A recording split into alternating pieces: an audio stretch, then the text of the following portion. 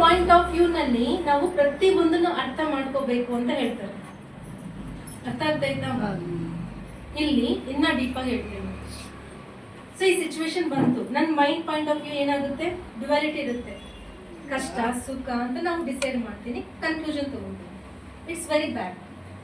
ಇನ್ನು ಸ್ವಲ್ಪ ಇಂಟೆಲೆಕ್ಚುವಲ್ ನಾಲೆಜ್ನಿಂದ ಅದನ್ನು ಅರ್ಥ ಮಾಡ್ಕೋಬೇಕು, ಯಾಕೆ ಬಂದಿದೆ ಅದೊಂದು ಸ್ಥಿತಿ. ಇನ್ನ ಪೂರ್ಣಾತ್ಮ ಸ್ಥಿತಿನಿಂದ ಯೋಚನೆ ಮಾಡ್ಬೇಕಂತ ಇದನ್ನು ತಿಳ್ಕೊಂಡ್ರೆ ನನ್ನ ಪೂರ್ಣಾತ್ಮಕ್ಕೆ ಯಾವ ರೀತಿ ಪೂರ್ಣಾತ್ಮ ಪಾಯಿಂಟ್ ಆಫ್ ವ್ಯೂ ಇವಾಗ ಅರ್ಥ ಆಗಿಲ್ಲ ಅಂದ್ರೆ 8ನಲ್ಲಿ ನಿಮಗೆ ಅರ್ಥ ಆಗುತ್ತೆ.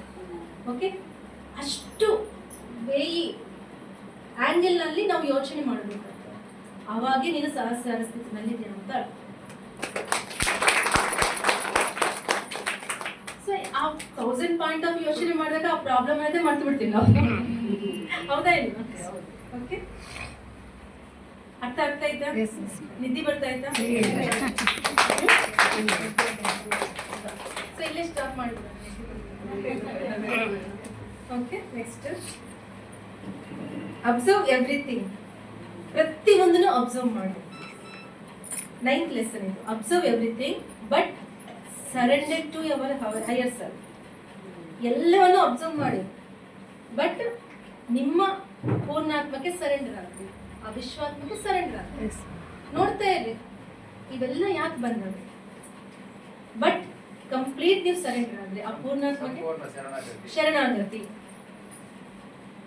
ಸಂಪೂರ್ಣವಾಗಿ ಶರಣಾಗತಿ. ಯಾಕೆ? ಅಲ್ಲಿ ನನ್ನ ಕನೆಕ್ಟಿವಿಟಿ ಒಂದಿದೆ, ಅದೇ ನೋಡ್ಕೊಂತಾರೆ ಆ ಶಕ್ತಿನೇ ನೋಡ್ಕೊಳ್ಳುತ್ತೆ ಎಲ್ಲವೂ ಕೂಡ. ಎಲ್ಲ ಅಬ್ಸರ್ವ್ ಮಾಡಿ, ಗುಡ್ ಬ್ಯಾಡ್ ಎವ್ರಿಥಿಂಗ್ ಮಾಡ್ತೀರಾ? Very simple. ಒಪ್ಕೊಂತೀರಾ ಇಲ್ವಾ? First stage, second, third, fourth? ಕೇಳಿಸ್ತಾ ಇಲ್ಲ ನನಗೆ. 4th ಸ್ಟೇಜ್ ಕಂಪ್ಲೀಟ್ ಆಗಿ ಶರಣಾಗತಿ ಆಗ್ರಿ. ಇಲ್ಲ ಅಂತಂದ್ರೆ ಕಾರ್ಮಿಕ್ ಸೈಕಲ್ ಹೇಳಿದ್ನಲ್ವಾ, ಒಂದು ಹಗ್ಗದಲ್ಲಿ ಒಂದ್ ಕಡೆ ನೀವು ಜೋಗಾಡ್ತಾ ಇರ್ತೀರ, ಇನ್ನೊಬ್ರು ಇದೇ ಲೈಫ್ ಆಗುತ್ತೆ. ಎಷ್ಟು ಜನ್ಮಗಳು ತಗೋದು. So next, observe everything and surrender to your higher self. Final decision will come. Final decision ಏನು ಅನ್ನೋದು ಅಲ್ಲಿಂದ ಬರುತ್ತೆ. Okay, so next 10th lesson, inner voice. Inner voice ಅನ್ನೋದು ಇರುತ್ತಂತೆ.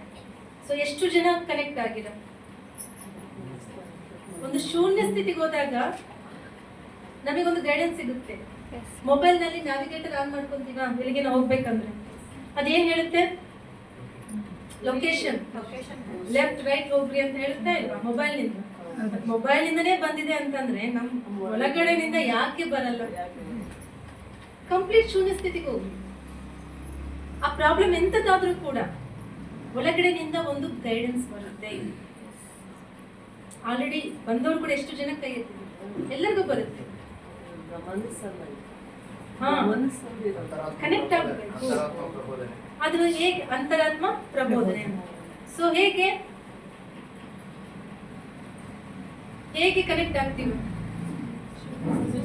ಶೂನ್ಯ ಸ್ಥಿತಿನಲ್ಲಿ ಕಂಪ್ಲೀಟ್ ಡಿಸ್ಕನೆಕ್ಟ್ ವಿತ್ ಈ ಪ್ರಾಪಂಚಿಕ ವಿಷಯಗಳಿಂದ ಕಂಪ್ಲೀಟ್ ಡಿಸ್ಕನೆಕ್ಟ್ ಆಗಬೇಕು.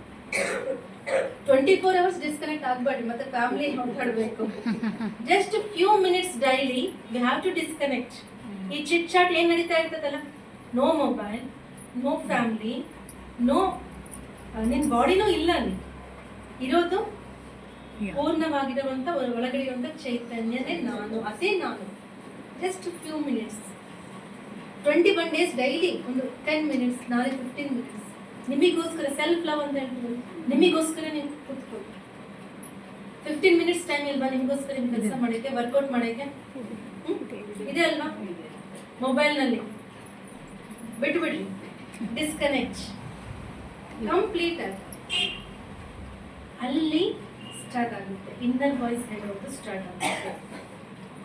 ಸೊ ಅದಕ್ಕೆ ಕನೆಕ್ಟ್ ಆಗ್ಬೇಕಂದ್ರೆ ಹೊರಗಡೆ ಪ್ರಪಂಚಕ್ಕೆ ನಾವು ಡಿಸ್ಕನೆಕ್ಟ್ ಆಗಬೇಕು. ಇದು ಪ್ರಾಕ್ಟೀಸ್ ನಿಂದ ಬರುತ್ತೆ. ಯಾವುದು first half part almost complete ಮಾಡ್ಕೊಂತ ಇದ್ವಿ. ನಮ್ಮ ಫಾಲ್ಸ್ ಈಗೋನಿಂದ ನಾವು ಹೊರಗಡೆ ಬರ್ತಾ ಇದ್ವಿ.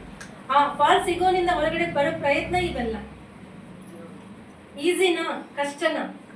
Easy? Next, 11th lesson. Sorry. 11th. Open your heart. ನಿಮ್ಮ ಹೃದಯ ಬಾಗಿಲನ್ನು ಓಪನ್ ಮಾಡಿ.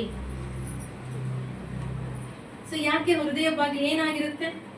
ಅದು ಯಾವಾಗ್ಲೂ ಓಪನ್ ಇರುತ್ತೆ ಮೇಡಮ್ ಅಂತೀನ. ಮನೆಯವ್ರಿಗೋಸ್ಕರ ಕೆಲಸ ಮಾಡ್ತಾ ಇದೀವಿ, ಮಕ್ಕಳಿಗೋಸ್ಕರ ಪ್ರೀತಿ ತೋರಿಸ್ತಾ ಇದ್ದೀವಿ, ಯಾವಾಗ್ಲೂ ಓಪನ್ ಇರುತ್ತೆ? ಇಲ್ಲ. ಸೊ ಎಷ್ಟೋ ಬ್ಲಾಗ್ಸ್ ಕ್ರಿಯೇಟ್ ಮಾಡ್ಕೊಂಡಿರೋ. ಯಾಕೆ ಅಂತಂದ್ರೆ ನಾವು ಚಿಕ್ಕವ್ರು ಇದ್ದಾಗಿಂದ ಎಷ್ಟೋ ಫೇಸ್ ಮಾಡಿರ್ತೀವಿ, ನಮ್ಗೆ ಗೊತ್ತಿರೋ ಅದೆಲ್ಲ ಕೂಡ ಬ್ಲಾಗ್ಸ್ ಆಗಿರ್ತದೆ.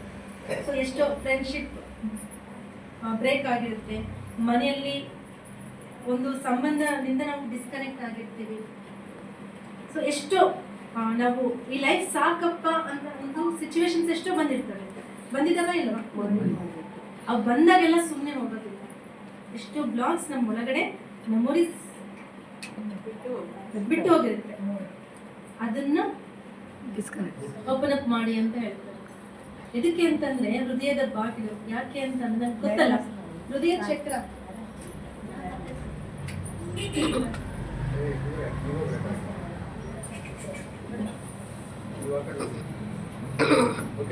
ಸೊ ಹೃದಯ ಚಕ್ರ ಓಪನ್ ಆಗ್ಬೇಕು ಅಂತ ಹೇಳಲ್ಲ. ಸೊ ಹೃದಯ ಚಕ್ರ ಗೊತ್ತಲ್ಲ, ಕೆಳಗಡೆ 3 ಚಕ್ರ, ಮೇಲೆ 3 ಚಕ್ರಕ್ಕೆ ಮಧ್ಯದಲ್ಲಿ ಇರೋದಿದು ಅನಾಹತ ಚಕ್ರ, ಹೃದಯ ಚಕ್ರ. ಅರ್ಥ ಆಗುತ್ತಾ? ಈ ಹೃದಯ ಚಕ್ರ ಓಪನ್ ಆಗಿಲ್ಲ ಅಂತಂದ್ರೆ ಟೆಸ್ಟ್. ಹೃದಯದ ಬಾಗಿಲು ನಮ್ಮ ಇನ್ನರ್ಗೆ ಕನೆಕ್ಟ್ ಮಾಡೋದೇ ಹೃದಯ ಚಕ್ರ. ಈ ಹೃದಯದಲ್ಲಿ ಎಷ್ಟು ವೇಟ್ಲೆಸ್ ಅಂದ್ರೆ ಏನಂತ ಆರಾಮಾಗಿ ಇರ್ತೀರೋ ಅಷ್ಟು ನಾವು ಆಧ್ಯಾತ್ಮಿಕತೆಗೆ ಮುಂದೆ ಹೋಗ್ತೀವಿ. ಸೊ ಈ ಹೃದಯ ಚಕ್ರ ಓಪನ್ ಆಗ್ಬೇಕಂದ್ರೆ ಇನ್ನೂ ಏನು?